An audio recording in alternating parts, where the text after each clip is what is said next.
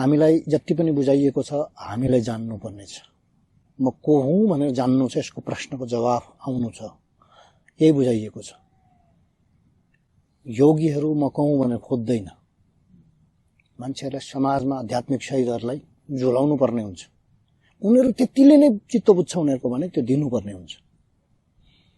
जसलाई त्यतिले बुझ्दैन त्यसलाई चाहिँ म को हुँ खोजाइँदैन। म को हुँ किन खोज्ने? यातन होइन आँखाले आँखालाई हेर्नु खोज्यो,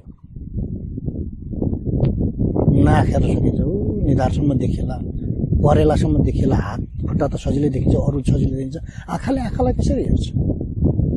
के खोज आयो? खोज गलत छ। सो सत्यका खोजी भनिन्छ, सत्यार्थी भन्नुपर्छ, शब्दमा ल्याउनु पर्ने हुन्छ, किनभने त्यसको कुनै शब्दै छैन। यिनीहरूले के खोज्छ भने के होइन त्यो खोज्छ, असत्य खोज्छ, मोक्ष होइन बन्धन खोज्छ। नागमायाले मोक्ष खोजायो, बन्धन के थियो थाहा नै। त्यस्तै के चाहिँ असत्य त्यसलाई हेर्नु छ। यदि म बढी होइन भने थाहा त पाउनु पर्यो नि बढी होइन भनेर। सो बढी होइन भनेर थाहा पाउनु पनि छैन, जस्ट बढीमा उसले सारा ध्यान राख्छ। थाहा नपाइकन के हो असत्य त्यो छुट्छ। असत्यलाई मात्रै हेर्ने हो, हेर्नेले कहिले हेर्दैन आफूलाई।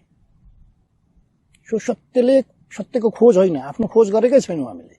के होइन त्यसलाई हटाउनु छ। दुईवटा मार्ग छ अध्यात्ममा। एक मार्ग आयो, मूर्ति बनाउँदै गरेको हेरेका छौ युट्युबमा त हो। मूर्तिहरू हुन्छ, जस्तै मूर्ति बनाउँदाखेरि के गर्छ मान्छेहरूले, एउटाले माटोहरू के थप्दै थप्दै थप्दै थप्दै थप्दै बनाउँछ है, याद छ? कसैले बनिरहेको ढुङ्गालाई तास्दै तास्दै बनाउँछ। एउटाले थपेर बनाउँछ, अर्कोले घटाएर बनाउँछ।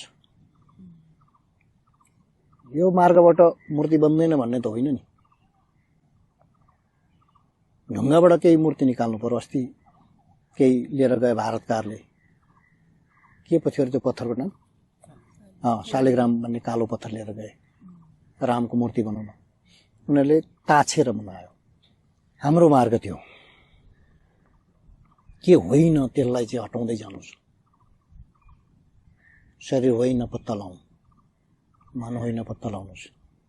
आफूलाई किन पत्ता लाउने? आफैलाई खोज्नु। जतिको टाउको दुखाइ मान्छेलाई झुलाउनु छ, केही समय नै हो, बाँचुन्जेल नै ल्याङल्याङ गर्ने मान्छेले। मरेपछि छ के गर्नु? त्यस्तोहरूलाई जवाफ दिने हो। त्यो आफ्नो खोजमा लगाइदिइहाल्ने हो। आफ्नो खोज गर्नु छैन, के होइन त्यो पत्ता लाउनु छ।